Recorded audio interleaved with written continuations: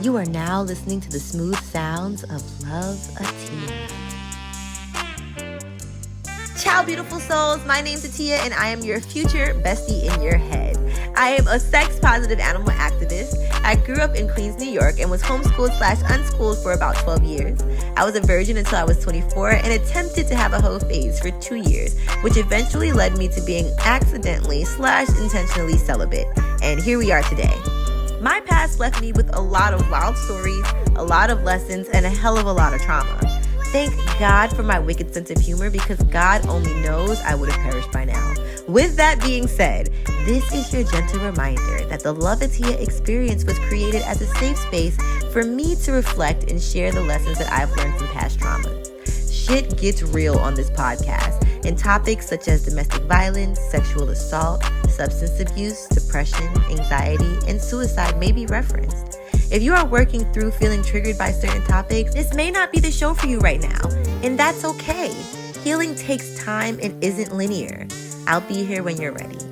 Now, without further ado, the Love Atia experience is an experience. So get ready for laughs, crazy story times, and life-changing pleasure tips here on the Love Atia Experience podcast.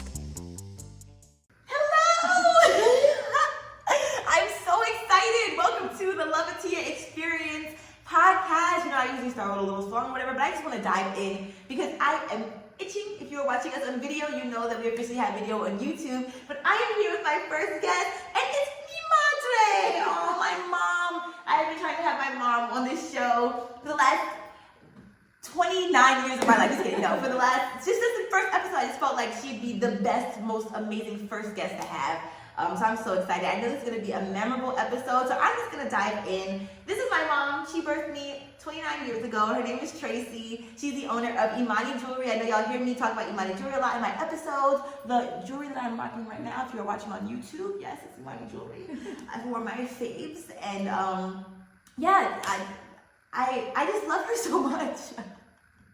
My heart is so full. Please feel free to introduce yourself and tell us just who you are. Okay, my name is Tracy.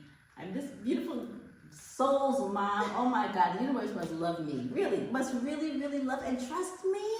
What? So this is my daughter, Atia. I love her so much, I guess you can tell.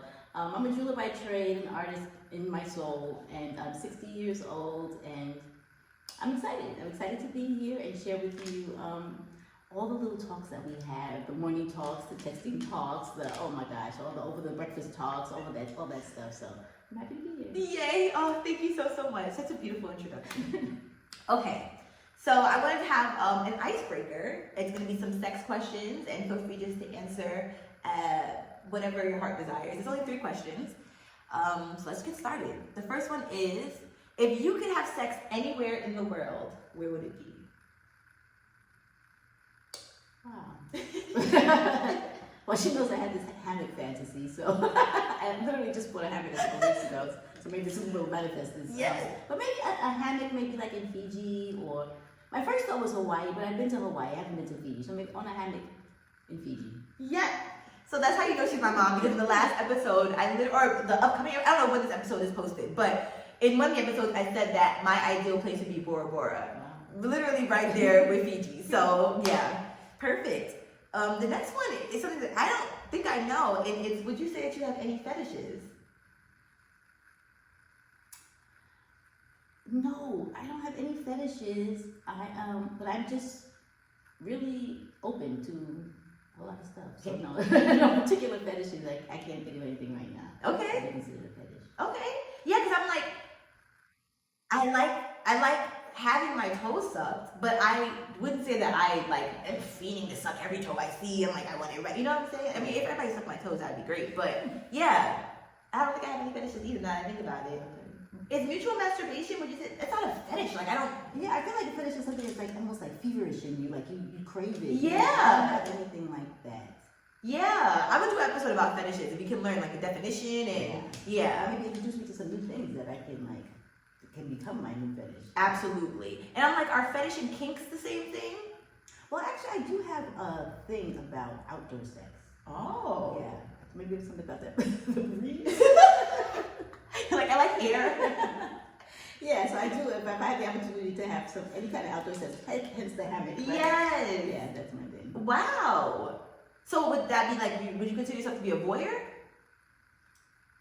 Yeah, kind of. Right? Yeah. Yeah. I'm a voyeur, and I like to be voyed upon or whatever. Oh, yes! Not knowingly. Okay, yeah. I know you see me. Okay, and I'm the other way around. I like watching and like doing the looking while the other person is doing something else. Does that make sense? Like if my partner, no, maybe not my partner, but like when my neighbors that in Atlanta used to have sex, I don't know why I'm whispering, but when they used to have sex, I would be like, this. I'd have my ear cupped to the wall like a creep. So, so I mean, and if you like that, it doesn't make you a creep. I was being a creep. All right, the next one, the last one is, I think I might know this answer, but maybe not. What's your favorite sex toy?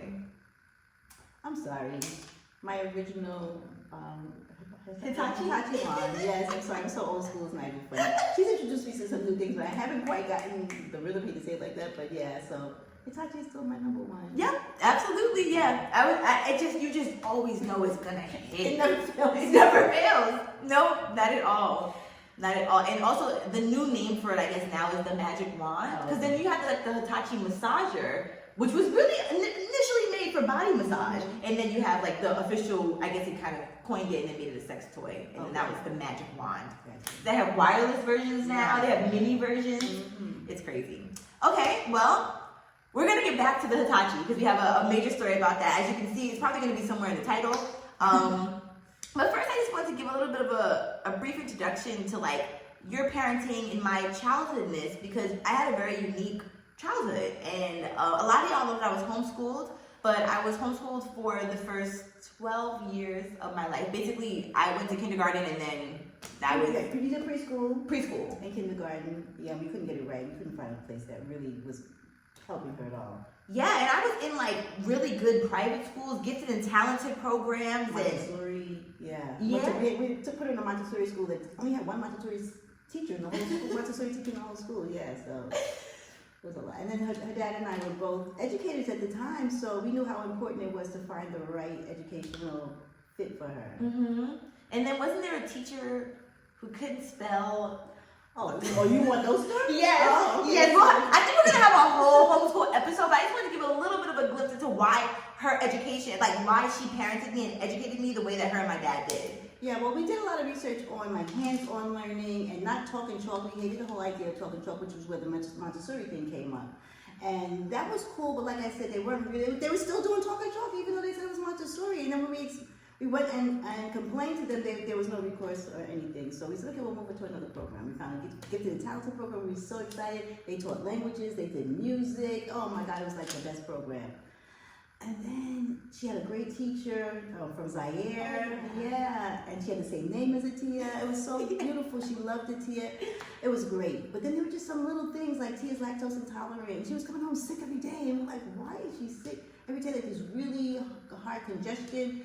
And then we go up to the school, and they're giving her like chocolate milk every day. Every day. She didn't even tell us. She was just sucking it down. I remember it. Coming home and coughing. Okay, that's one thing. Then when she got to kindergarten, they had a new teacher. She was another teacher, I think from Panama or something like somewhere in South America. She was a really great woman, except she couldn't spell kindergarten, right? She misspelled kindergarten on every student's book, every student's notebook. That's because when it came home, I was like, how she can't spell kindergarten? How is she teaching my child? Exactly. She didn't have like a seating plan, so she didn't know any of the children's names. She literally, like 3 months in, she still didn't know any of the children's names. I was going up and like volunteering to try to help her. It was a lot. Then we went and spoke to the principal. The principal said, oh, none of our teachers are good the first year. Now we're paying for this. Both of those schools, we're paying out of pocket tuition for these schools.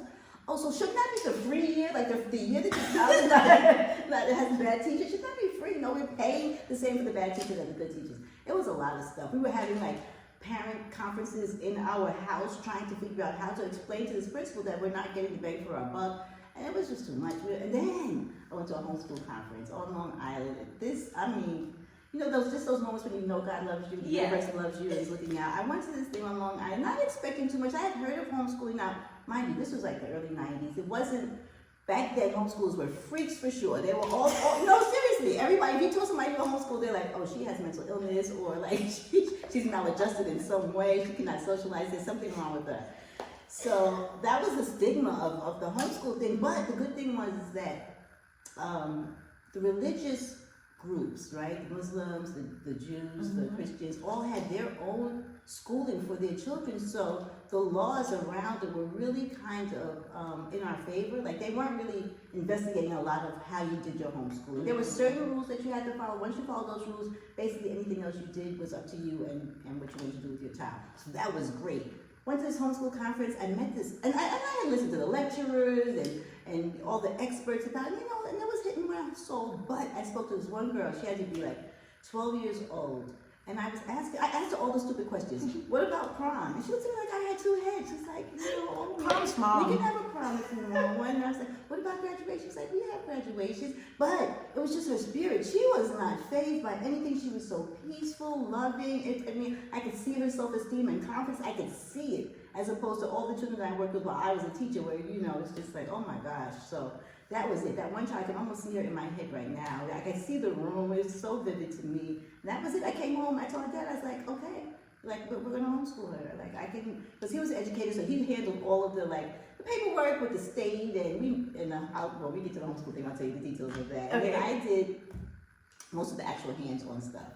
And at first I tried to recreate school at home, and she rebelled against that, and so we ended up doing more of an unschooling, which is like a learning through life thing. So we'll expound on that once we get to the homeschool podcast. Yes, stay tuned. This is not, no, I'm telling y'all, like, me and my mom, we talk every day, have like hour-long, I don't know how we get sometimes, we have like hour-long conversations. You'll be like, this is like, I'm like, yeah, we've been talking for 10 a.m. Like, how are we working? But we figure it out. But we have just so much that we have to share, so many stories and experiences. So we had to talk about moving to Mexico, a lot. But I did want to talk about sex education and homeschooling and how that went about, because I feel like the way that you educated me about sex, it started very early. And as y'all know, I was a virgin until I was 24 years old. So apparently, I don't think that if you shared your virginity with a partner early, that something was wrong with you. But it just does seem like I had a healthier relationship with sex, thanks to the education that I had when I was homeschooled. Yeah, thanks to my jacked up experiences. It's like, she's not going down that path. Yep. Yeah. I remember when we had, I don't know how old I was. If you remember, let me know. But we had gone to the Discovery bookstore, and you had gotten me this book called How Babies Are Made. And it was literally an illustrated book of these naked parents, and they showed them like having sex, and it wasn't in a pornographic way, it was in a very educational way, but I very fully understand. My mom never put the stork comes and drops the baby in the basket. What the fuck is that? Yeah, no fairy tales at all. I wouldn't even let her watch like Disney princess stuff, and none of that stuff. No Santa Claus, no nothing where your child 5 years from now is going to know that you lied to them about some imaginary creature. None of that stuff. So yeah, that was very helpful. And we used to have our masturbation mornings. She'd wake up and she'd be like, well, not really masturbation, like our sex talk mornings. So she'd be like, oh, I had this dream about so-and-so, and she'd wake up and tell me about her sex dreams. Like, over breakfast we'd be talking about this. And I think it's because I didn't have that relationship with my mom. She was of the age where you give your child like the pamphlet on when you get your period, or that kind of thing. We didn't really have open sex talks. Anything I found out about sex, about my mom's sex life, is because I was a nosy child, and I snooped through her drawers while she was at work. So that's how I got my sexual education. I didn't want her to get hers like that. So yeah. Thank you very much for that. I appreciate you. I feel like it definitely changed my life. Somebody commented on one of my posts, because they love to judge like when a woman is sexually liberated, right? And the thing about it that I want to tell all parents is, you can't protect your child from the trauma that they're going to endure, right? Like, it's unfortunately already in my life plan. My life plan's already mapped out by the universe, whoever the fuck created this reality. So when I talk about my trauma on social media and stuff, it's actually because I was detached from the information that I feel like I once knew, if that made sense. Like, let me think. Like, for instance, you put me in a program when I was 13 about STIs and STDs, and it was I did like a year-long program, but I think I went back like for 2 years. But we would literally go every afternoon. It was like an after-school program, and they would teach us. We'd watch documentaries about sex and HIV, and just learn all of these different ways that you can contract chlamydia. We learned about oral sex and things of that sort. And it was my peers. Ironically, one of my most promiscuous friends is actually in that class with me. And I remember one day after the class, we had gone to this boy's house, but I stayed downstairs. She went to the staircase to go suck some dick, and I'm like, girl, did you just learn from the thing that we were just in? Like, did you at least do it with a condom or whatever? But anyways, I say all that to say, I feel like my mom and dad putting me in programs like that was really helpful for me in my sex education. But then when I became, say, sexually active at 24, and I started having new partners at 25 after my relationship ended, my self-worth and self-esteem was so low that I didn't keep in mind those things of, oh, you should ask people to get tested and then ask for the results. Like, so I would take the step of asking to get tested, but I then wouldn't ask to see proof. So I'd have this liar in my bed, like, oh yeah, I got tested 3 weeks ago. So my point is, to the person who commented the negative stuff about my vision and my experiences of sex now, it has nothing to do, in my mind, with how I was raised. Like, I feel like now the place that I'm in a really healthier spot after the celibacy, I feel like I'm so much more reconnected to the information, and now I'm able to take all of the information that I was taught as a child and be able to teach people who don't have that same relationship with their parents. I just want to say I'm just so grateful for the way that I was raised and for all the information that I was fed and for your transparency, because I just feel like a lot of parents are scared to talk about even just periods. Like, I remember very vividly the period talk that my mom and I had. My mom is secretly psychic, right? And, I don't know if we want the world to know this, but because she literally gave me, we had talked about menstrual cycles before, but she literally showed me how to, like, apply a pad to my underwear and stuff. Like, we talked about tampons. Did we talk about tampons the first time? Probably. But I think I got my period like the week after we had the period talk. Come saying she your body was like, okay, now I know. Yeah, literally so in sync. So yeah, I just wanted to thank you, because I feel like the educational aspect. But I guess my question that a lot of people on like TikTok and stuff had is like, how did you know when the right time to talk to me about sex was? I think I tuned into her a lot. And Tia also had a habit. When she was really, really young, still playing with dolls. She played with dolls for quite a long time. Yeah.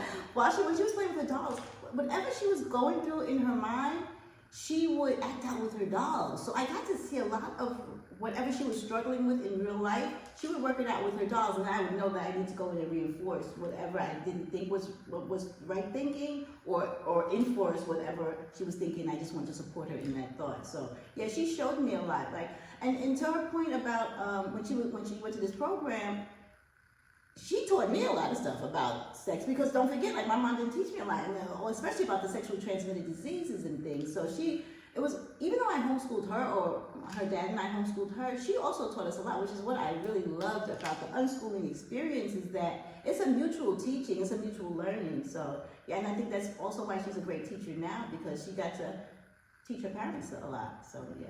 Thank you so much for that. Yeah.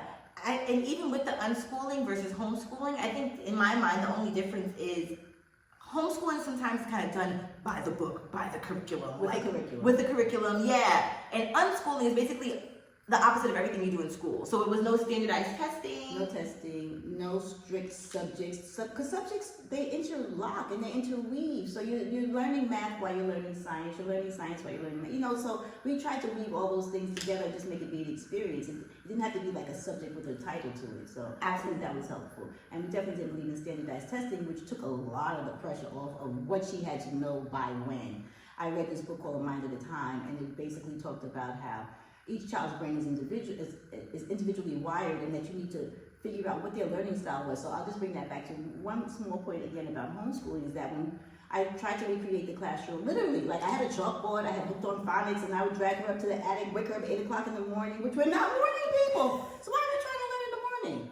Drag her up to the attic, and she was so resistant to it. And I was like, oh my God, like, I thought I was so excited about homeschooling, and now she's not happy with it. And then I found out about the unschooling thing, and that really helped to let her learn through life and not make her feel so structured that she had to learn math at 8 o'clock and English at 9 o'clock and science at 10 o'clock. So I think that really helped. Because you see, she's a free spirit, so she's not going to be bound by those kind of rules.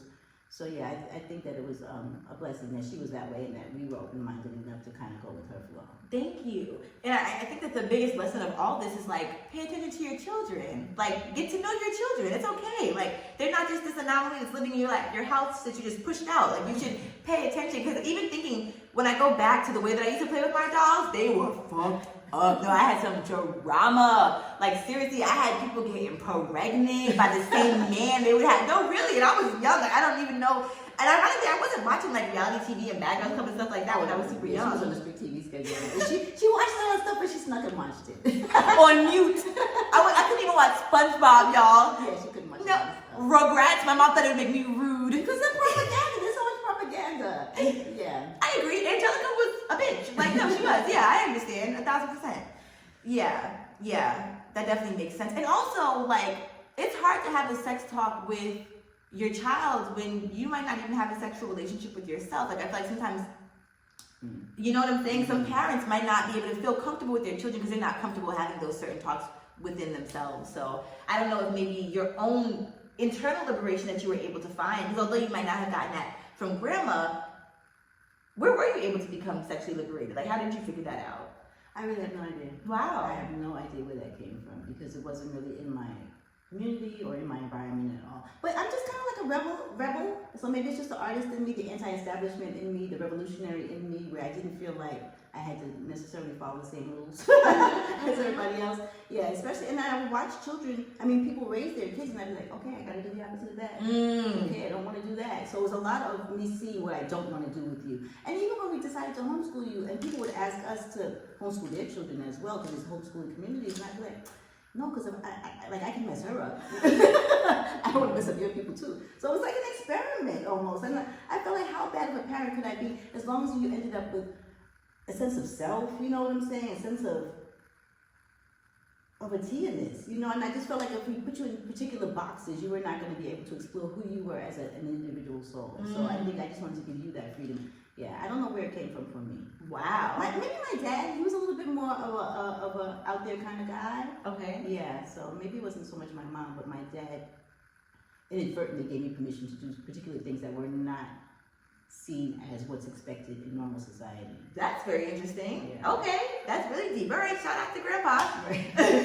And also, I love the fact that you said you were willing to learn from me. Because I feel like a lot of parents can have egos. So the child might come home and want to teach their parents something, but they're not even receptive to it. For one, they might just be embarrassed themselves, but two, they don't want to act like they didn't know. And it's like, but there's so much new information constantly being unfolded. There's so many things being demystified about sex, and so kudos to you for being open to learning from me as well. Thank you. And me and her dad were in our 30s when we had her. So that was helpful too, that we weren't very, very young parents, but we weren't so old that we couldn't really figure it out.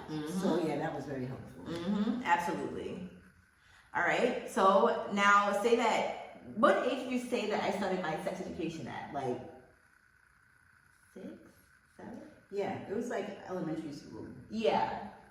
And in my mind, that is so normal. Like, I'm just saying, like, hormones, you know what I'm saying? And it wasn't pornographic. Like, I feel like some people hear that I had sex ed when I was younger, they think like, oh, like porn. No, it was legitimately human anatomy. Like, things like that. Yeah. Learn your body parts, learn respect for your own self and other people, and just all those kind of things. Yeah, I also remember my mom used to have books from, like, straight from Africa, and they would have women walking around topless in the books and stuff like that. So none of that was made to seem like it was demonized. It wasn't, Yeah, no shame about your body. Yeah, I love that so much.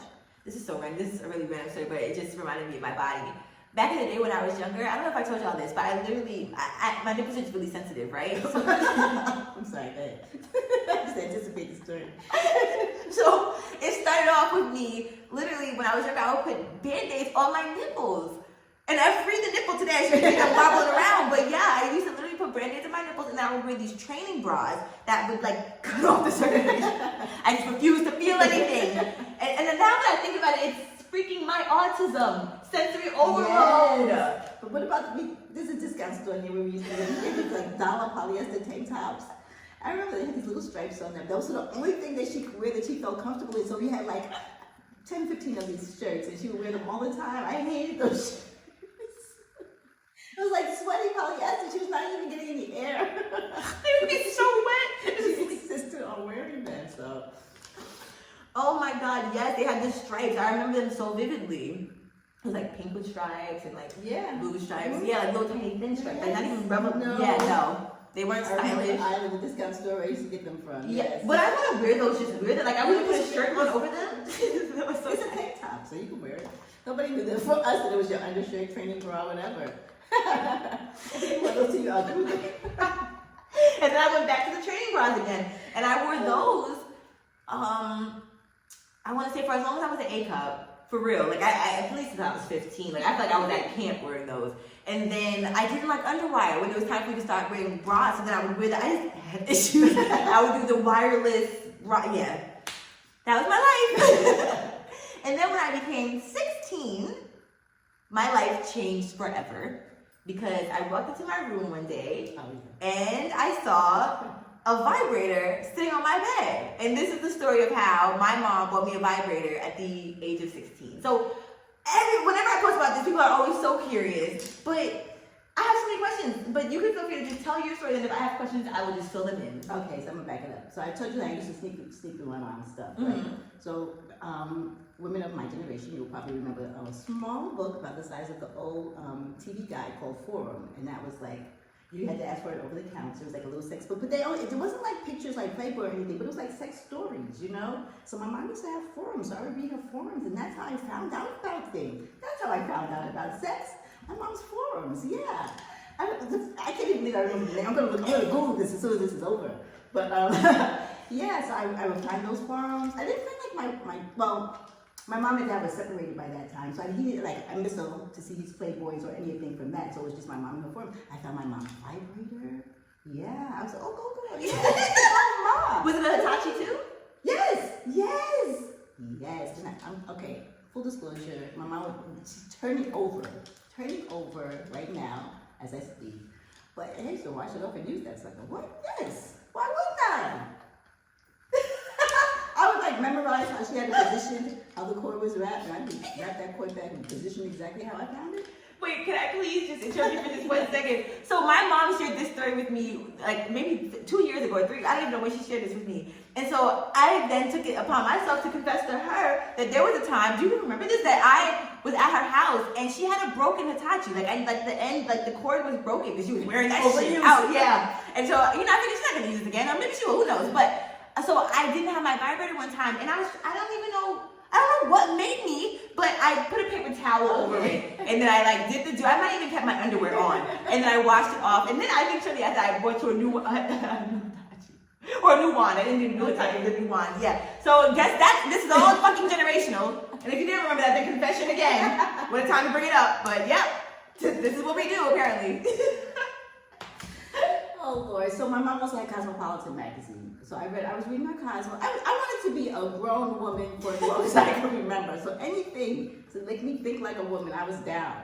So I used to read Cosmo, How to Be a Woman. But I read a story in there one time about this woman. And it was a white woman, I'm sure, because Cosmo was not ethnically specific, but I was like, oh, that sounds so good. She had a 16-year-old daughter, or she had a teenage daughter. I don't think she even specified the age, and that was her theory. She bought her daughter a vibrator because she wanted her daughter to be able to please herself and not feel like she had to look outside of herself for pleasure, and to be able to know her own body and know what gave her orgasm, gave her pleasure, and yeah, so I think I couldn't wait for her to turn 16. I was like, first of all, even before she was born, I wanted to have a girl, right? So I was like, okay, if I have a girl, when she's 16, she's getting a vibrator. And then I also just feel like, there's always all these jokes about boys and, you go into their room, you can't open their bedroom door because they're in there masturbating, or they're spending, 45 minutes in the bathroom, or they're taking magazines. There's just so many, acceptable jokes and television shows that hit on young boys masturbating and pleasuring themselves, and it's okay, but anytime, there's never anything about a girl. I can't recall one scene about a teen or a preteen even girl, because preteen is when it starts. It's not even when you get to teen, when you're sometimes 10, 11, 12 years old, you start getting feelings, or you start discovering your body, you get in the shower, you're like, oh, that feels good, yeah, so I just didn't want her to have to look outside of herself to find pleasure, and for her to just learn and know her own body and know what her pleasure. So yeah, that was my main point. So yeah. I love that. And look at me now. My favorite thing to do is masturbate. I love that so much. Even during the celibacy, we always, not me and you, but the world, there's always this debate like, oh, do you masturbate? Can you masturbate when you're a celibate? This, that. Oh, the rule. I'm so sick of rules. Thank you. Literally fuck the rules. I don't give a fuck if it's written in the dictionary as you cannot masturbate. All right, well, somebody made that dictionary up, so I'm making up my own definition too. So yeah, I came home, saw the vibrator sitting on the bed, and I feel like, from what I can remember, one of my first thoughts was like, oh wow, like this is like industrial. This is some real shit. Like, yeah, this isn't a bullet, you know what I'm saying? This is some real shit. But then, like, you know, if you know a Hitachi, you know that shit is not a quiet toy. So it's not, I don't even think I used it for the first like year that I had it. I really don't. Because you worked from home. I worked from home, that didn't help, yeah. I wasn't dating, so it's not like I was going to somebody else's house, whatever the case may be, and could use it. Like, no, so yeah. I don't even remember the first time I used it, to be honest with you. But I remember once I started, I couldn't stop. It was amazing. I 10 out of 10 recommend that as the gift that you buy your children. And by the way, you already know that you can go to shopsadore.com and use the code LOVEIT to get 15% off. And it's a black-owned, woman-owned sex toy shop. So do it now. For some woman in your family, it doesn't matter whoever you do it for, they'll be so happy. Yo, if somebody bought me a vibrator, like once again, one of the best gifts besides life that my mom has given me, and besides jewelry, has been the Hitachi one. Yeah. So if somebody else was to give me a gift, I would say make it be a sex toy. Like, just, you should know me by now. Sex toy and plant medicine. All right. Oh, the other question was why the Hitachi one? What made you pick that one out of all sex toys? Just because that's what I was familiar with. Yeah. That's why. That made no other specific reason. Had you ever tried any of the sex toys besides Hitachi? No, the next. I'm trying to think.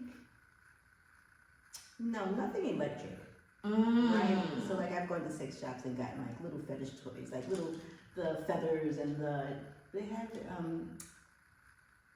it's like slip and whistle, no, pig and whistle, no, touch and fizzle, it's something like feather on one side and like a whip on the other side. Oh, yeah. And would you do that on yourself or would you do that on a partner? I've used some of those on myself. Yeah, just for like sensual experiences, you know what I'm saying? Yes. I've always wanted to do like more like erogenous zone kind of pleasure, like give myself foreplay, because I feel like people just kind of teach you, just get to work. And it's like, no, you have to work yourself up. Absolutely. Just like you do with sex. Yes. Yeah, a lot of people forget about that self foreplay. Absolutely. And then my other question was, how did you know that 16 was the right age? But you said you just kind of, from the book. I probably could have gone before 16 with her because she was just much more mature and she was just so much older than her age. So, and she's just an old soul.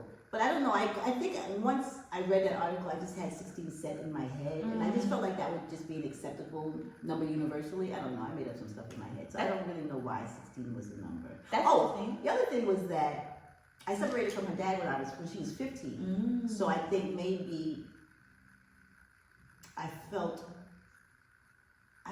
like this might be the time, because sometimes when girls aren't really close to their dads, it's not that they weren't close, but she wasn't. It was very close proximity. Turmoil, yeah. So I just felt like she needed to be centered in her sexuality, so she wouldn't go out to look for other things as a rebound for that. Yeah. So I think that's the other reason why 16 hit so well. Yeah, absolutely. No, the age 13 to 16, I was very much so figuring things out at home, in life, with my parents, dating. Like, I was starting to get crushes and stuff like that. Because I remember when I used to ask my dad when I could date, and he would be like 32. And I was like, yeah, okay. I highly regret not waiting to date at 32, because look at me now, taking a break and watch me start dating at freaking 32. You were right, father. You were right. But yeah, just when there's just tumultuousness and just going through like a separation with your parents, like you do seek out certain things, and I did have a lot of pent up emotions, so I understand just wanting to that makes sense. Help me guide me to a way of not seeking that outside of myself. And I think I had witnessed that in other young girls too, where their parents had separated or they weren't close to their dad, and then they would become promiscuous, looking for that kind of love. And so I just maybe the wine will help. Yeah, and like I said earlier, ironically, a majority of my friends were promiscuous, not just sexually active. Like, there's a difference. Like, they were actively like promiscuous, and there's no shame around it, but it was just something totally opposite of me, because I would be the virgin. They were like, wait till you lose your virginity, you're gonna be addicted. I wasn't. They were like, you're gonna do this, that you're gonna want it all the time. I didn't. Like, yeah, all of these things that they were trying to push into me. So it was nice to be able to form my own relationship with just sexuality as a whole. So I appreciate that. Yeah, thank you. Do you have any tips for parents when it comes to teaching their children about sex, and versus like what boys should be taught, what girls should be taught? Should everybody be taught the same thing? Do you think that boys should be taught about women's anatomy just as much as men's anatomy? And vice versa. Absolutely. I would just say, like, look for an in. And also, just have a sense of humor. Like, we used to joke about stuff. She would wake up in the morning, she'd be like, I had another dream about, having sex with a girl or being with a girl or having a girlfriend. I'm like, girl, but you're gay. Like, yeah, cheers to you, whatever. Yeah. And so I always kind of kept things light, made things like open to her. Like, and I really do absolutely accept whoever she is. So her dad too. So I think that was very, very helpful and just like I said, paying attention. I think one of the great gifts of homeschooling is that you get to watch your child grow. I would sit like after a few years of homeschooling and just look at her and say to myself, I feel so sorry for all the other parents in the world who are not actually witnessing the growth of their child. Like I saw all the stages firsthand. So yeah, I think that the fact that if you can just tune into your child, you'll know the age that they're ready. And also, we have, as parents, we have to put our own egos aside. Yeah, we might have to tell some sex stories. We might have to tell some ups and downs of our lives. We might have to let them in on some secrets that we thought we would never tell anybody. We might have to just be transparent because first of all, they're smarter than we are. They're intuitive. They know stuff. You know what I'm saying? Even if we're not saying stuff, they know certain things. And so when you open up and you tell them about your experiences or give them permission to share their experiences, it's a whole new world. So yeah, I would say put your own ego aside, put your own generational closed throat chakra-ness. Yeah, because we have a tendency in my generation to want to protect our kids from stuff, or want to have them see us in a particular light. And they want to see us as we truly are. They want to know that we're human beings. They want to know that we make mistakes. They want to know that, oh, maybe I got pregnant by mistake. Or maybe I had an abortion. Whatever your secrets are. Sometimes you don't realize how beneficial it is to share them with your children. I'm not saying you have to share them with your toddlers and your little tiny children. But even when you see an opening for them, if they're touching themselves or you know what I'm saying, or they're touching another child, or whatever. Those are opportunities for you to give them some guidance and to also let them know that they can come to you with whatever questions they have or whatever feelings they are having. So, yeah, I think that was very helpful to just be free myself and give myself permission to make mistakes. I read this book called The Parents' Tao, right? The Parents' Tao Te Ching. And basically, this book tells you as a parent, you can't stop them from making mistakes. You can't shield them from everything because it will not help them grow. Let them make their mistake and then be there for them. And it would say, live your life how you want them to live their life instead of telling them how to live. Freaking live your life like that. You can't tell them how to be one way and you live in another way. You have to show them how to live. So pick up that book. Yeah.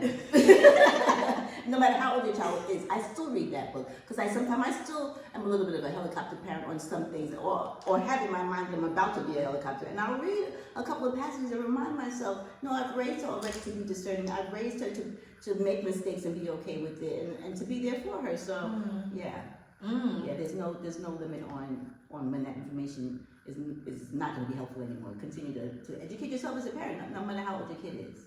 I love that. What? If I was to have kids, I would watch this episode before I had them just to make sure that I'm getting this shit right. Seriously, yeah. There's no right. I also give myself permission to make mistakes. I would say, you're going to make mistakes, Tracy. Just hope they're small mistakes. I just don't want to make catastrophic mistakes. Small mistakes, yeah. Do you learn from small mistakes? I just don't want to make the big ones. So give yourself permission to not be a good parent all the time, or not know how to be what you consider the right type of parent. Absolutely, and even for the big mistakes, that's what I was saying earlier in regards to like things that I have grown through in my sexuality. Like even the whatever you would deem as a big mistake, it had to happen. You know what I'm saying? Like it literally had to happen for me to become who I am. So and I think that parents that have a healthy relationship with themselves give themselves so much responsibility for their children, too much responsibility in a way. And parents who might not have a healthy relationship with themselves don't take any responsibility for their children's outcome, But I think that there's definitely a balance. But yeah, even the bigger mistakes, like I can't necessarily think of one right now that you've made as a parent, like a gigantic mistake, but even those, like I think you are so allowed to have grace. But I think that sometimes those are harder to have self-forgiveness for.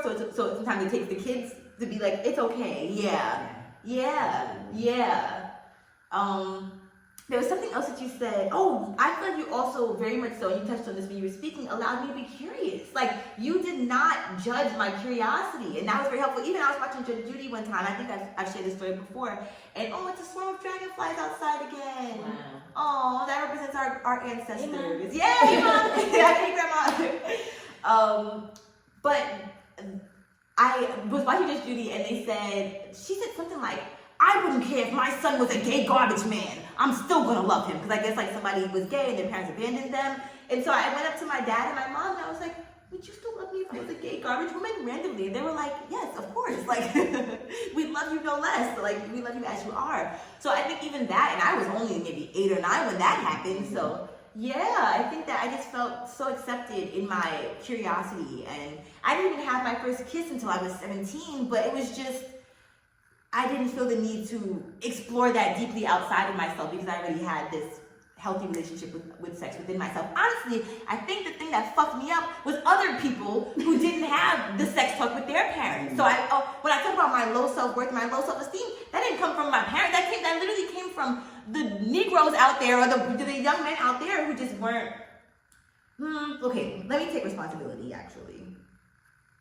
I think that my the low self, let me think about it for a second. My low self-esteem. Well, I struggle with self-esteem sometimes as well. So unsubconsciously, maybe she got some of this from me. I take responsibility for my portion of that. That's deep. And I think when things were tumultuous with me and Daddy, I think that also took a little bit of a toll. But once again, that's just a reflection of like his journey of loving himself too, I feel. So maybe like you said, it was just me seeing that, and then I think there were societal things. I used to get bullied a fucking lot back when I was younger, because I was in all these programs where I was supposed to get socialized, but these kids had issues. So I just felt like some of that like leached onto me as well, you know? But yeah, I think that it's also just not demonizing my low self-worth. Like, my parents, when we were in good space, filled me up all the time. You know, like I felt like as a child, I was such a fucking confident child. I really think it's just life. Like I can't think of anybody who's had high self-esteem their entire lives.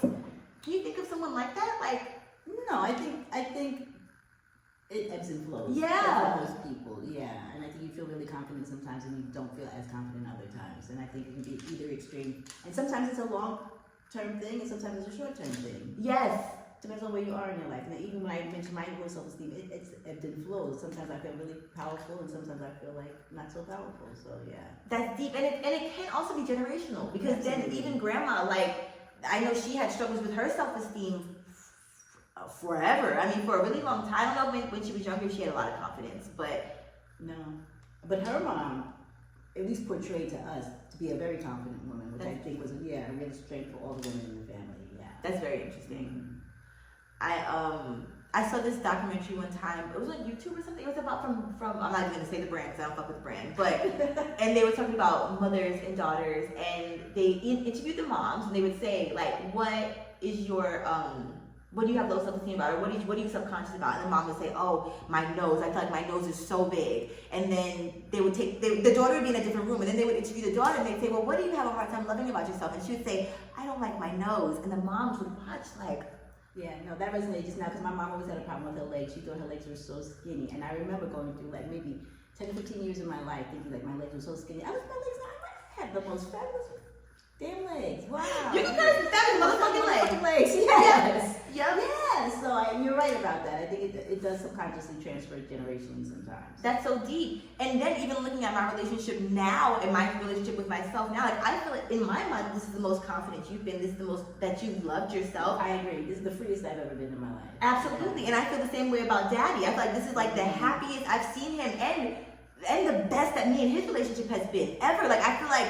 And then, don't you see the correlation between me and my celibacy? Like, when me and my dad became, like, so tight and so close again, I feel, he texted me, hey, beautiful. I'm like, oh, like, you know, filling me up. I feel like I see that so much now in how I interact with men. Like, if you're not treating me as well as my dad is treating me, then fuck you. You know what I'm saying? And just being able to pour into myself now. And I've also, once again, watched my mom pour into herself within these last couple of years, like, really with just self-love, and I feel like I've been determined to do that within myself. We share tools, you know, things like that. So I feel like, absolutely. Yeah, I'm able to have much more of an authentic and transparent relationship with both parents because you are both in this beautiful space. And I'm really so grateful for that. And as a child, I feel like, because I'm still a child. I will always be a child. I don't care if it's 60. I'm still a child.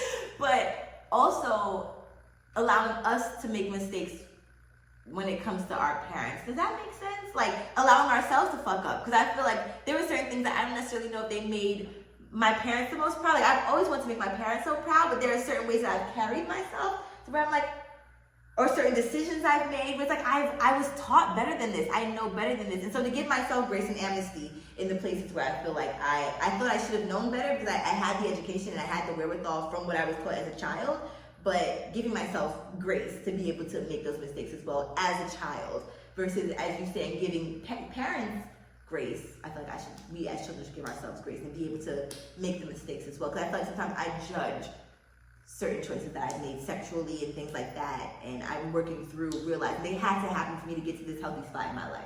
Yes, because even things that she shares with me, I don't judge her. Like, sometimes she shares things with me and I'm shocked the fuck. Like, I'm like, oh, okay. Shocked the fuck. Trying to show it on my face. No, I want to know so bad.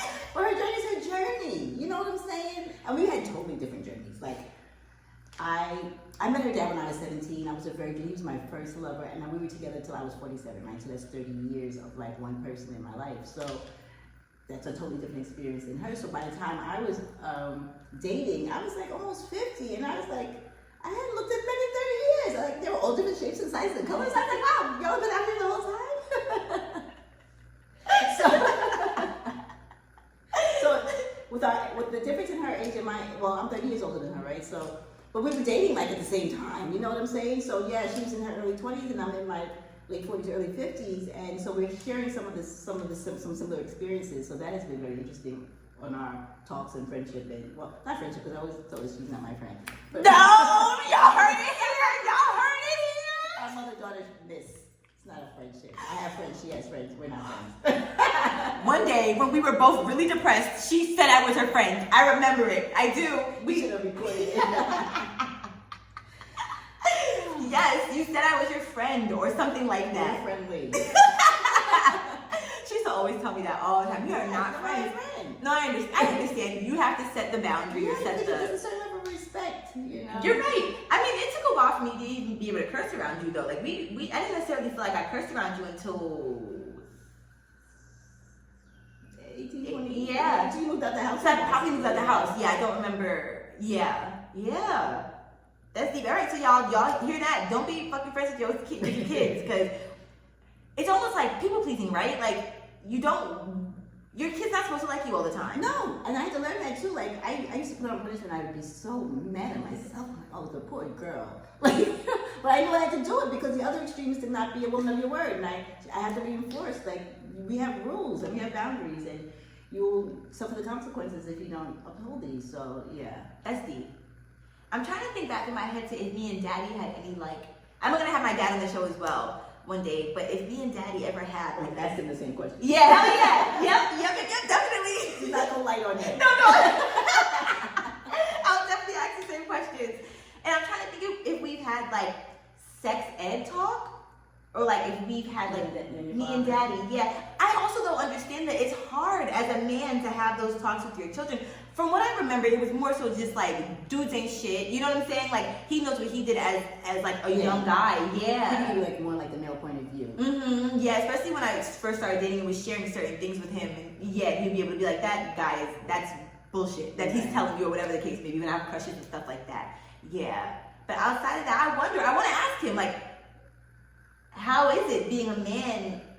Do you just leave that up to your wife or your, you know what I'm saying, your significant other, the woman in your life to teach your daughter, or do you feel like you have to have hands? Like, did you feel like you needed his hands in that? Or did you feel like you were fine with taking over that portion? Yeah, no, I never felt like I needed him to chime in on those things. Because you both have two different perspectives.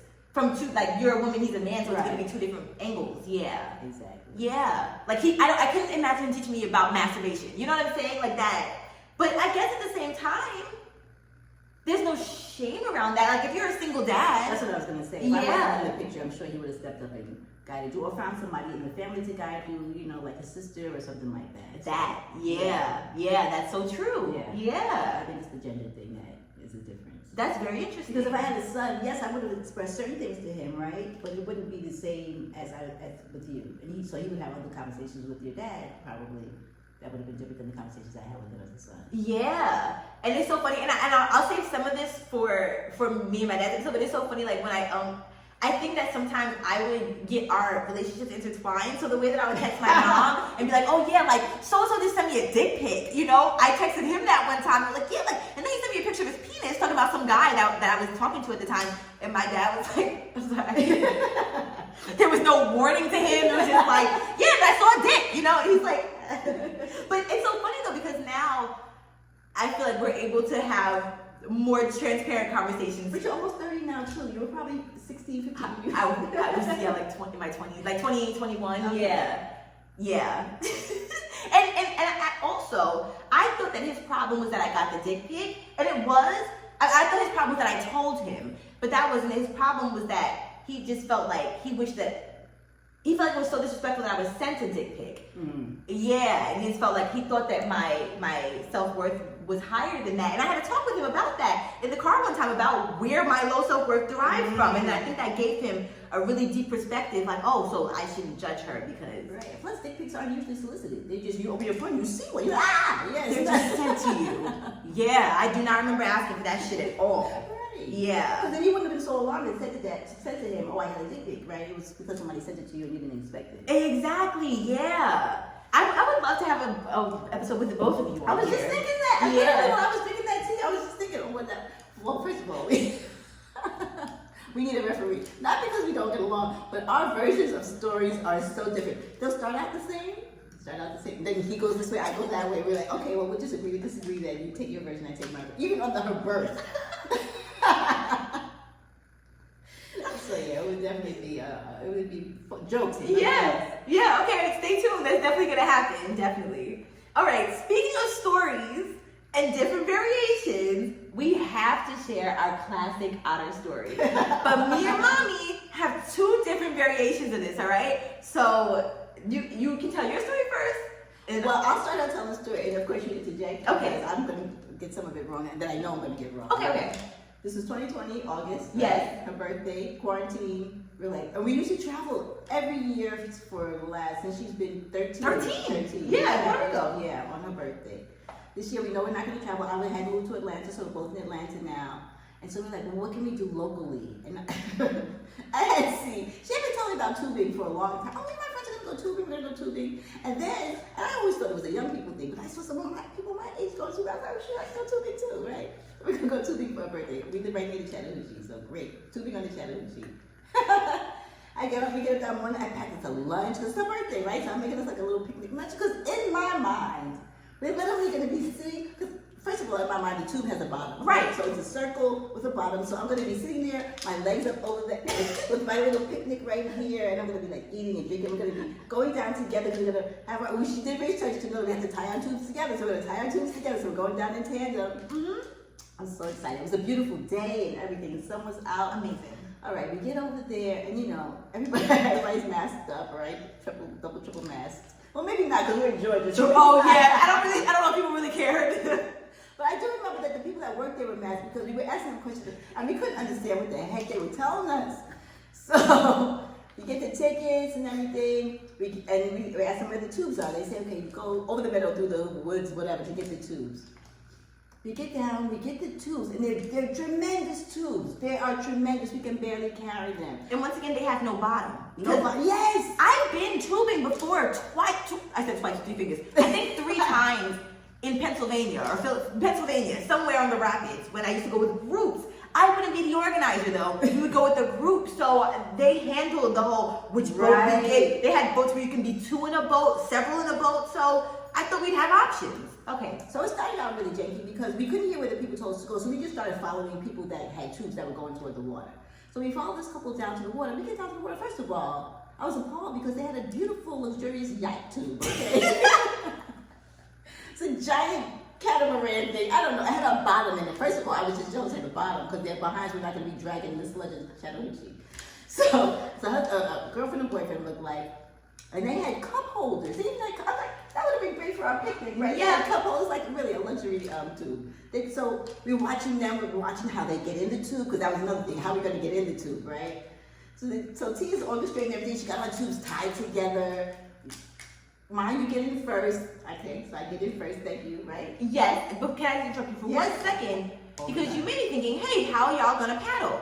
So one of the reasons why they couldn't hear the people when they had the triple masks on, where the question was, like, do you have paddles that we can use to paddle ourselves, right? And she said, you'll use your hands. But we thought we just didn't understand her because of the mask. And we were like, no, there's no way she said that. But when we go to get the tube, no, we use our hands. But mind you, these tubes are, so it's not like our hands are just sinking in the water. No, these tubes are high. Okay, so you get in your tube first. In my tube, and then she gets in her tube, and it's slippery, mucky algae sliding off the edge of the pier type situation, right? I have on white shorts. This is going to come into play later in the story.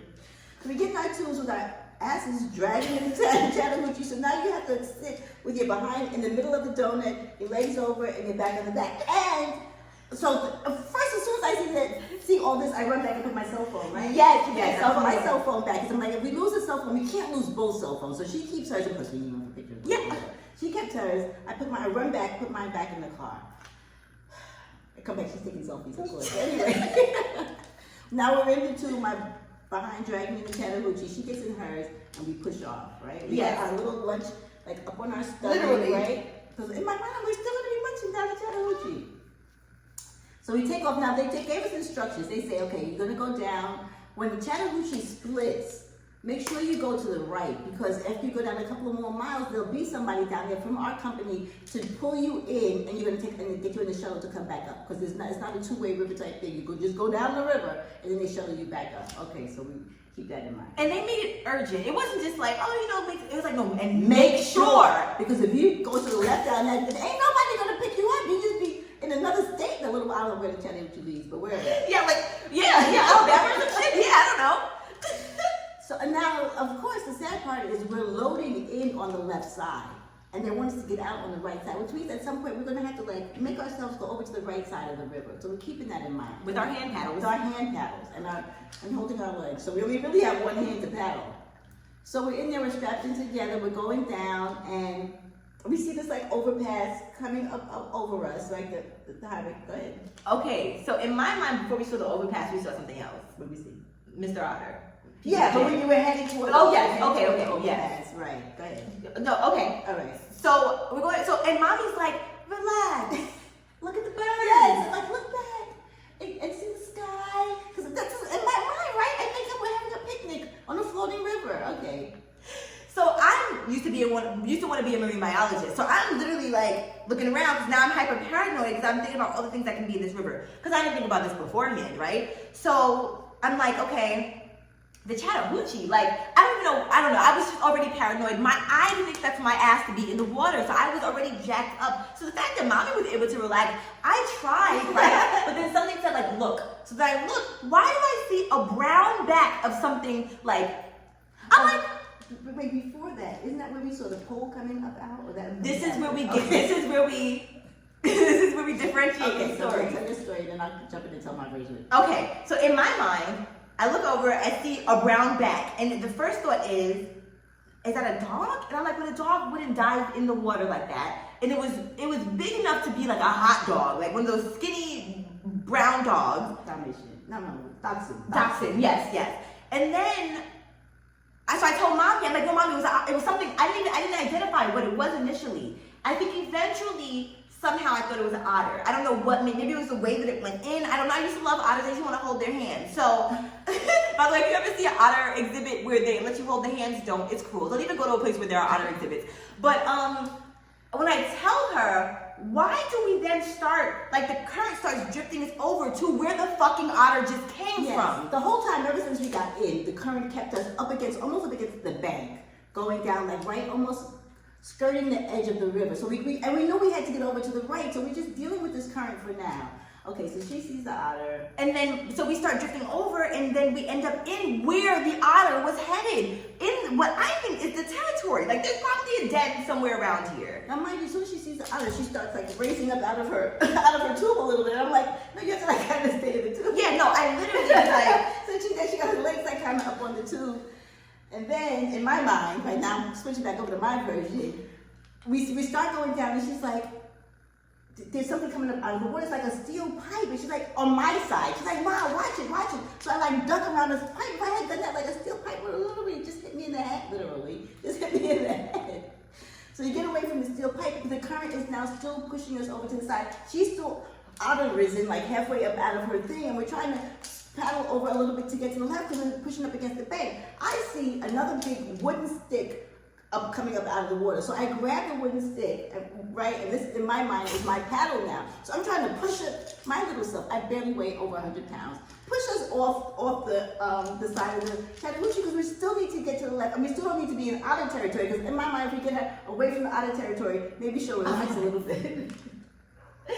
Okay, all right, so we're gonna backtrack back to the otter, right? In my mind, when we got over to the territory, that's where the current stopped, and we were stuck in the otter territory. So mommy grabbed a branch from the side of like where the territory was, grabbed the branch and pushed us away from, because you remember our things are tethered, so she pushed us away from the otter territory. That's how we ended up back in the waves again. And then when we get under the underpass where they told us to go to the right and we ended up on the left, that's where the pole happened. Okay. That's where mommy almost hits her head. And once again, I think you are still able to then use that wooden thing to help maneuver us away. But it's literally like a shipwreck underneath. It's some shit underneath us to where there's all this debris and stuff. And at one point, I say, lean back. Yeah. Because if we had it, we would have tipped over because there was once again, something that just, I don't even know. It's like a waterfall. They look like the rapids, and we went back to go down the next little junket there or whatever. Yes. She's like, lean back. So we leaned back and we made it down that little cascading part. Yes, because if we were sitting for, we literally would have tumbled over, and Lord only knows, neither of us have high. You might not be here, because I can't swim, and she can swim a little bit. Yeah, we didn't have did we have life vests on? It didn't matter, because I would have had a panic attack and dissociated in the I water. remember it being too hot. Okay. And it was like sticking up. Yeah, I think we had life vests on. Yeah, but regardless, I would have died internally before we ever even made it to the shore, because I would have been in the water where Lord knows what. We know where there's otters. That's all I need to know. So then we agreed that we both made it to the side, because at one point it was gonna be. We were only 5 minutes into our I was ride. just getting ready to say we were only. All this happened within 5 minutes. Really, it was hell. It was hell. And she's still like kind of perched up on the top because she has no faith that something is not going to bite her ass under the water. And mommy never saw the otter. I had no visual of it at all in my mind. So I'm just like feeling like I know. If there's one thing for sure in life is that I'm a Virgo and that I fucking saw that otter. I had no doubt that she saw it. It didn't matter if it was an otter, an alligator, a mosquito. She saw something. There could be something under there biting us. I didn't care what it was. But I also, at this point, knew, and we're still fighting the current, like trying to get off the side. And I'm thinking to myself, now she's half perched up out of the thing, terrified. I'm anxious and terrified, a little less terrified than her, because she has more knowledge of what's under the water than I do. Ignorance is actually bliss sometimes. So I'm thinking, like, I know it's her birthday, we're trying to have this experience, but we have to get out. Like Mama Bear kicked in, and I was like, I just saved me and my child. So I said to her, Tia, I think that, I don't think we're gonna make it all the way down, because we couldn't even get off the bank. And I knew once we could see the people in front of us, the people with the yacht, the little yacht too, we could see them, but they were getting farther and farther in front of us. And there were one other, that other family. Yes. Yeah, and they were getting away, so it's not like we can call for help. We were just going to be stranded on the channel. We were going down the wrong way in a minute. So I said to her, I said, Tia, right beyond the overpass, I see like a clearing where if we get over to that side, maybe we can get out. Because the water's pushing us to the left anyway, so we should be able to get out the tube. So that's what we did. We used I used my paddle, she used her. I don't even know if she used her. I think she at this point, I think she was like this. I was no help. Like up on top of the tube. Literally. Yeah. No, my ass was never back in that water again. I'm like, okay, it's now or never. I get us over to the side, and I was able to like grab something to hold us over there. And we were like kind of like banked up on these rocks now, but she's frozen in terror. And so I say that, Tia, we have to get out, like, because I know I'm not fucking dying. I have specific places I will allow myself to die. This is not one of them. It's not yelling at her. I'm like, Tia, climb over me. I was like, I can't. I was like, you have to No, for real, her survival mama instinct, she was not fucking playing with me. You have to climb over me and get out, and then hold the tube so I can get out. Whole time, we forgot to mention, mommy's literally holding both tubes. I'm holding both so she's tubes. holding both tubes, like on the plane. Sure. Watch the YouTube. If you're listening to this, watch the YouTube. We're physically showing you. And these tubes are not light. These are heavy. Heavy tubes. The tubes were probably way more than us, like both of them put together. Yeah, it was crazy. So she did eventually climb over me. She did what I said. We get out. And we pull the freaking tubes out. We untie them, and now we're stranded downstream. Nobody knows we're there. So we go all the way up the embankment, and we're like behind the highway, because that was the highway, that was the overpass over us. And we see we're in the woods. In the woods, but right behind the woods, we could see like a parking lot of a retail establishment. But we didn't see that initially. I feel like we had just seen woods initially. No, you're right. Okay. We were thinking like, do we have to walk along the highway? We're trying to calculate exactly how far have we come down the Chattahoochee compared to, because the car is back there, the phone. We have to take the tubes back. We have to get, it's not like we can just go home. We have tubes with us. And we have soggy sandwiches, by the way. You know our sandwiches did not make, wait, we still ate them. We ate them while we were waiting for the van people. Yeah, we didn't care. We finally like cleared where we were, and we found like some road, and then right beyond the road there was the pizza spot. We were like in the back of this pizza restaurant, so we had to call. We called the place. Yeah. We called the tube place, and they said, okay, they'll send a shuttle for us. So so now I'm sitting there and I'm saying, how are we gonna fit the tubes in the shuttle? What difference does it make? That's not, we could have been driving the Chattahoochee. Why worry about the stupid tubes? So then we sat on the curb and we ate our little sandwiches. I think they were wraps. I can almost taste it now. There's cranberries in them. We ate our wraps and drank our water and waited for them to come. So the lady comes and she picks us up, right? We're so dramatic. Like, oh, thank you. So I'm still thinking, like, because she has other people in this van. The people that actually made it down the river and came back up with the van. So I'm saying, oh my God, like, how's she gonna get these tubes? They're gonna charge us for the tube. She simply deflates the tubes. I was like, why didn't I think about that? Mind you, Mommy's white pants, remember her white shorts? Swamp ass, okay? Just call me swamp ass, forget it. Oh my God. And I don't need to wear white shorts. I was so excited. I was ready for her birthday. We get in the tube, and we're wet. Like, we have wet, soggy behinds. We get in the thing, and so the lady takes us back to the place, and she's letting us off. So I'm trying to give her a tip, right? Because I'm so fucking, I don't know how I had money on me. I'm trying to give her a tip because I'm so grateful. She's like, no, take the doll, no. I say, no, you rescued us. You saved us. I'm like, no, you gave these other people, right? No, I was like so dramatic. So yeah. And we were like not the rejects, but like we were like the failed, like, you know, like big beyond the thing, like black people are not good on work. I'm trying to show you ready to there's only white people in the van. So then, wait, no, to me this is the funniest part of the story. I don't know if you know too much about it here, but she will get a refund for something that gets fucked up. So she says, well, I'm getting a refund for this. I'm telling myself a refund. We used the tubes. Like, how you get a refund? It's not their fault we can't navigate the Chattahoochee. It is. I'm like, so I said to you, I don't think they're gonna give you a refund. No, I'm gonna give you a refund. And then when I realized all my life, when she gets determined, like I just shut up and say, 9 times out of 10 she does, she gets what she says she's gonna get. Sure enough. I got that motherfucking refund. Yeah. You know what the most fucked up part is? This is all crazy. But I remember thinking when I said, like, how long is the ride to go down the track? And they said 15 minutes. And I was like, that's not long enough. That's not even a long time. It's not even worth the money that we're paying. 5 minutes. We could not. Mommy was like, I can't imagine another fucking whatever. I can't imagine another minute in this river. Yes. Going Because somewhere. once we passed that little outlet, there was no place us. It was just forest and trees. We were not going to be able to rescue ourselves anymore. No, thank you for saving my life. Our lives. No, yeah, our lives. And then why do I think I had the nerve, like as I was getting out of the tube, like as you were saving my life, to be like, look, dragonflies. Like I really heard there being 2 dragonflies or some dragonflies around us, and then I felt like that was still our spirit animal. Like that was our ancestors saying, hey, get the fuck out. Yes. So yeah, no, Mommy was literally superwoman per usual, but she was like Hulk and Superwoman at the same time that day. 2 tubes, yeah, and a grown daughter being pulled out of the river. And then when I got home and Googled, like, are there otters in the track? Because I still in that time didn't know what I saw. I wasn't really sure. So when I Googled it and they said, yes, there are otters, there are river otters.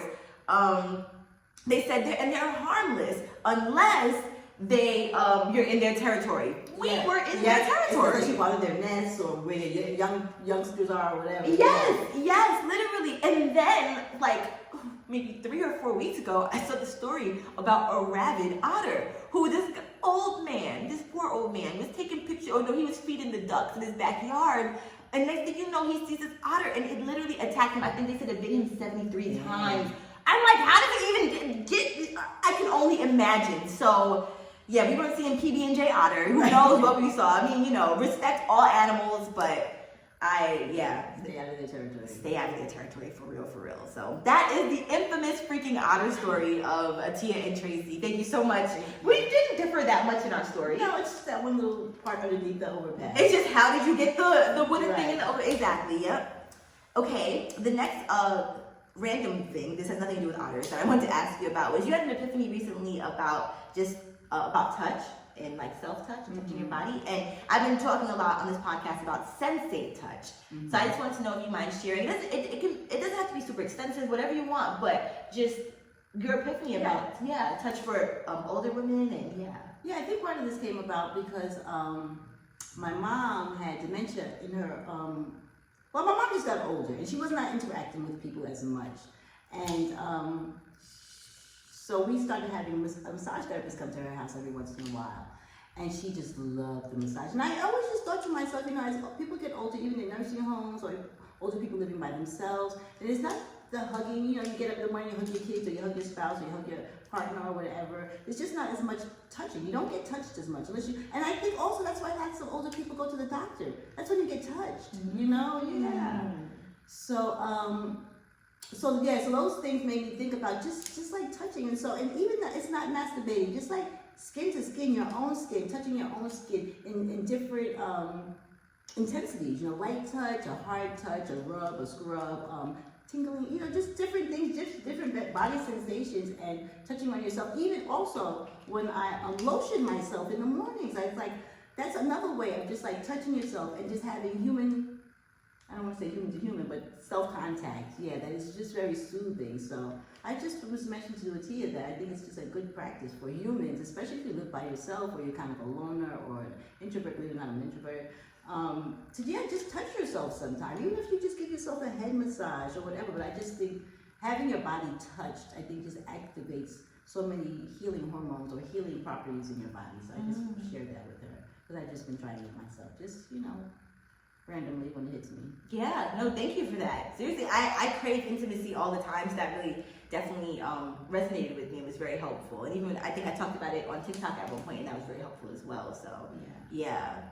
Thank you. And I also wanted to know if you had any words of advice to women maybe in their 60s about their sexuality or about your journey or to parents, anything really, any just thoughts that you had in regards to sex, sexuality, intimacy. I guess it's just like I feel about anything in life. Like, stop following the rules. Stop listening to what people say and do what feels good to you. So many times we just get stuck, whether it's religious doctrines that kind of stick us in a particular bubble, or whether it's societal things, what people expect of us based on our profession or our so-called status in life or whatever. But I'm just saying, life is so short. It really is. It's like the blink of an eye. Nobody's going to remember what the hell you did 100 years from now, 50 years from now. So what is the point? Like, do what you want to do. It's now or never. I mean, for me, I'm 60, so I'm going down the other side of the hill. I dare somebody to judge me. You know what I'm saying? What? Judge me, then what? Now I'm judged. So yeah, stop caring what people think about you so much. I think that's just kind of like my message. And the older I get, the less I care. So yeah, that's my thing. And just stop following the rules. Yeah, I love that. And also, I just want to talk about Imani jewelry. I just feel like I just want to give a special highlight. I give shout outs, but I want to just give a shout out to you just in general for the beautiful jewelry that you make. Thank you. She hand makes everything on her own. The entire collection is handmade jewelry created by her with all natural stones, fine metals, right? I've been doing it almost 40 years. My mom and I started the business together, and then she kind of handed it over to me. So it's my craft, it's my love, it's my joy. Yeah, all of that. It's my art. Yeah, and it seems like it's healing. Like, it's very healing. Yeah, it's healing for you, but then also the people that wear the jewelry. I work with a lot of stones, semi-precious stones that have healing properties, a lot of symbols that symbolize healing and soul-touching experiences. So yeah, it's a labor of love. Yeah, one of the mottos is compliments are guaranteed, because they are literally. Even if I have my cute small pair of silver ones, compliments. Long ta-ta ticklers, compliments. One small hoop, compliments. Literally, it's just the energy that it brings. It doesn't matter the size or whatever. Yeah, literally, I think it boosts I know it boosts my self-esteem. So. Oh, and to that end, I just want to also say that if you're an artist and you think that you can't make a living with your art, you really can. Like I have really paid my rent on my art, with my art for several decades. So you can make a living with your art. You just have to figure out how to get it done.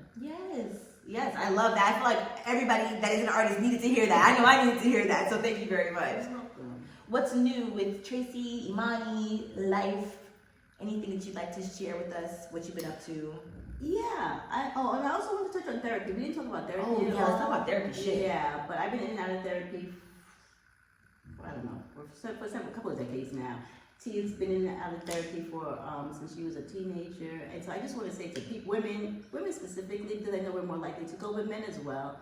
Yeah, try it. Like, and also, oh my gosh, there's so many different kinds of therapy. We always think that we see the picture of somebody sitting on the couch and the therapist is there with the notebook. No, that's not it at all. There's parts therapy. There's what is that called? Hypnosis. There's a bunch of different modalities that therapists use now. You don't even have to be in the same room with them.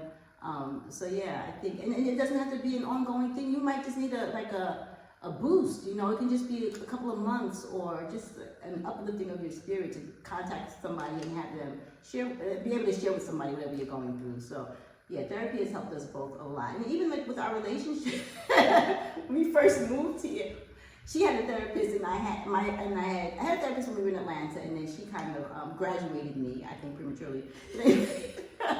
When we got here, Tia was still actively in therapy and I wasn't. She was trying to be so nice and say like, "Why have you found a therapist yet? Found one yet?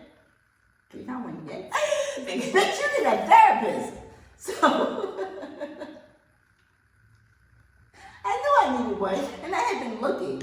So finally, I reached out to one of my very first therapists, and I'm in therapy with her again now. So I encourage people to get a tune-up every now and then, because sometimes when you just spiral out and you don't know why, you just need somebody to help level you off again. So I just highly recommend therapy. Yes. And sometimes when you're in therapy and the people in your circle are in therapy, What? what? And you get to share, like, even when she was in therapy and I wasn't, I couldn't wait for her to have a session. Like, you know me, Larry? I'm like, what, tell me, I want to do it too. So, Yeah, seriously. I think therapy is very helpful. At least it's helped us a lot. I think I've seen it help other people. So Yes. but investigate what kind of therapy you need. You might want to do art therapy or music therapy. Yeah, they're all different kinds. So don't think that that there's one way to do therapy, and don't think that it has to be for years and years. I think a good therapist will kind of wean you off. Or if you're in therapy for 20 years with that same therapist doing the same things, that he is just getting the money. Like, really, take a break and see somebody else for a minute and see if you can learn some different things. But Yeah, seriously. Because I remember I was in therapy weekly and then bi-weekly, and then I remember my therapist graduated me to once a month, and I was like, hold up, sis. Once a month? Like that, and then I was like, can we do twice a month? And now I'm back to once a month, but every once in a while I'm like, well, maybe I want to do twice. You know, to just go, yeah, I agree though, to change the consistency. And also, don't be afraid to quit your therapist if it's not working for you, right? But then find another one. There's a follow-up step, find another one. Because I had a therapist who basically told me to get over my problems. And I only had her for maybe 2 or 3 weeks. She couldn't remember anything about me. I don't even know if sis took notes. But then that's how I found my most amazing therapist now, who I feel so utterly connected with. So yeah, I just also want to say that. And also, if you go to therapy for just one thing, maybe for a specific reason, sometimes that's helpful, because what you think you're going to therapy for, it will actually unlock something else. And some people are actually scared of that, but I think it's the most beautiful thing. Yeah, the shadow work is the joint. I'm serious. Yeah. The stuff you don't want to talk about is the stuff you need to talk about. Yeah, if you don't do the shadow work, you'll stay in the shadow. So you might as well just do the work. Yeah. And it's not easy. Anybody said it was easy, but I just love the feeling. And I remember a former therapist when I was 15, I think. She told me the days that you don't want to go to therapy and the days that you don't want to do the work are the days that you need to go to therapy the most, and the days you need to do the most work. So that always rung true to me, and I would push myself to go. Mommy would definitely push me as well. And shout outs to you for putting me in therapy when I was 15. Like, she put me in everything. I was in Don't Give It Away with the Yeah. And that was very helpful for me as well, to unlock a lot of, first of all, to form a sisterhood, and then to just unlock a lot of the things that I didn't even realize I needed to work through. And then that led to then me going to therapy, and that was so helpful. I think, I feel like children that age need therapy, Oh, but I don't. absolutely. Yeah. I would love to have therapy at that age. Right? I don't know of a child who hasn't had any type of emotional turmoil between like 13 and 17. Those years are fucking rough. Yeah. Life be lifing. Yeah. And social shit. And yeah, it's a lot. So I highly recommend that. I thank you because I think that was definitely a life changer for me. Thank you. That's it for my outline. That's it. So we can be free flowing and chill. I did just have one more thing. This is my first time officially, by the way, doing an outline. Like, I'm very proud of myself. Yeah. Thank you. I've been making up shit as I go. Okay. I'm trying to think if I had any more questions or can remember any more questions that people had for you, like as a parent. Well, I know I got my back. I read one of her comments where she put something on social media about how I had given her a vibrator. So I was like, well, I don't know what kind of mother you have giving you a vibrator at 16. You know, my blood just rose. I didn't even comment though, because I was like, I'm just going to go, I'm going to fuck up my whole social media status. I'll wait till the podcast. But yeah, for people that feel like that, I feel bad for them because you really depriving yourself and your child of a unique kind of relationship where you can speak openly. And you might not want to give your child a vibrator. Maybe that's not your thing. Okay, but you can still talk about self-pleasure and getting to know your body physically. Yeah. Yeah. It doesn't have to be a vibrator, but I think you should still have those open conversations and have your children feel like they can come to you with some things. Yeah, I saw the comment as well. Y'all, first of all, the comments on the Love It Tia Experience podcast page, not the Love It Tia page, but like the podcast page, people are like, yo, I'm a whore, I this, that, all this. Oh, you're a whore? I'm a whore. Oh, I'm a whore, and I let somebody run a train on me. Allegedly. Yeah, allegedly I'm a whore. The 24-year-old virgin was a whore. Think that's not having sex that has sex. I fucking wish. Manifest that shit onto me. Well, either of us are doing it. We'd have a totally different life. Exactly. My next life, I'm coming back as a whore. Period. Pussy pop daily. All right. And I'm hoping that the platform can help destigmatize these words. Like Amber Rose tried to have like a slut walk. The people would call her a slut. So fucking what? Let me be a slut. But now what? I feel like you about the judgment. I'm judged. No. Now what? So yeah, I've had to actively either not look at the comments or now I have to stop commenting back because I give them That's why you too much time. Yeah. Nope. No, yeah, I give them too much time. I do. I fully do. I try to do paragraphs, but sometimes I just have to. Yeah, and because sometimes people just come and just spew such negativity, and it's like I didn't need you to know how stupid you look by putting that on my page and like taking the time out to write this. But I love that I just learned from you because I thought you were gonna say to the person who said that, "Fuck you, eat my ass." But instead, what you said is, "I feel bad for you. You told me passion," and I just think that just shows how beautiful of a person you are. Thank you. I said that dumb thing first. And that's okay. You're probably not your own. But yeah, I wish that there wasn't such a judgment when I tell people that you bought me this vibrator. I also wonder if people think that like you sat in the room with me and like watched me hold the vibrator. Like it wasn't that. Like she you know, we have a very beautiful and healthy relationship to where people add this like creepiness regarding it, and it's like no. And I think it's beautiful to be able to speak about anything under the sun with my mom. I've never felt like there was anything that was off limits that I couldn't talk to you about, or anything that I was curious about that I couldn't ask you about, even to this grown ass age. Like, all right, y'all, I'm sorry, I had to take a pause because I had some white shit on my lip. It's not what you think it is. Wait, we planned that out before we started it again. Then I stuttered. Forgot what I was supposed to say. It was When she first said that, she said, I don't know, told me I had some white shit on my lip, but I said, yeah, but it's not what that's not what it usually is. And then when I got to say it, it fucked it up, so. It's okay. We don't rehearse shit, because I get it wrong. Exactly. I don't know why I don't just record us all the time, and then you know. It's okay. So I just want to conclude this episode by just thanking you so much for being here, for being my very first guest, and really more so for being my mom. Like really, even this episode of just listening to your stories, I got even more insight, and I'm just so grateful. And I know that not everybody gets to have this experience, but I'm hoping that after this episode, even if your child is in their 30s, you can have a catch-up conversation with them. Yeah, it's never too late. There's still things that I would have wished I would have had conversations with my mom. Even at 60, like I was like, oh God, I should have said that before she passed. You know, I should have asked her this before she passed. So yeah. It's never too late to have these conversations. Even if one of the parties is a little shy or timid, what do you have to lose? You know, try it. Try opening up a conversation. Even for the young people, if you think your parents are a little shy about certain things, pose it to them anyway. Most they can do is blush and not communicate with you. But you never know. You might be the one to open up that conversation for them, or give them permission to express certain things to you. So yeah, it goes for the children as well. Absolutely. I fully agree. And even if you're shy about verbalizing something, like when I first got my period, I wrote, I got my, and then put a little dot. I think I might even put P-dog. Like, I don't know why I put maybe P-dot. I don't know, but I put a dot so that she knew, and I handed it to her because I was so shy to be able to tell. Even though we've had several talks about this, like I said, we had just talked about it that week, but I don't know, I was still so shy. So yeah, and then she was like, okay, yeah, great, beautiful. And then we talked about it again and called it a day. So just know that there are other ways that you can talk to your parents about it or talk to your guardians about sex. And yeah, don't rely on porn. Porn is not the answer of education. No, there are other ways to learn about sexuality outside of that. So just know that. And also, if y'all have any questions or if y'all want to know anything else from us in regards to our relationship, regards to having conversations about sex with your parents or vice versa, your parents having that talk with us as kids. If you are a parent and you have a specific question about how to bring something up or whatever the case may be, feel free to comment that probably under a video, under a post. Email me. Actually, send me an email specifically if you really want it to be seen, because like I said, I don't look at all my comments. But if you email me at theloveatiaexperience@gmail.com, then we will be able to answer them on the next episode that my mom is featured on. So yeah, stay tuned for that. But make sure you get your questions in and don't be shy. Really, we are very open and loving. So yeah, and I also want to give a shout out to Imani Jewelry, because we talk so much about Imani Jewelry, but I want to give a shout out to the website. If you'd like to shop, it's imanijewelry.com. So be sure to adorn yourself with their lovely love-filled pieces. I love every piece that I have, and you'll be seeing them on each and every episode. So stay tuned. Thank you. And I think she has a coupon code. She'll put that in the comments as well. Yes. So Yep. you get a percentage off your purchase. Yep. So check the description and you will be able to see.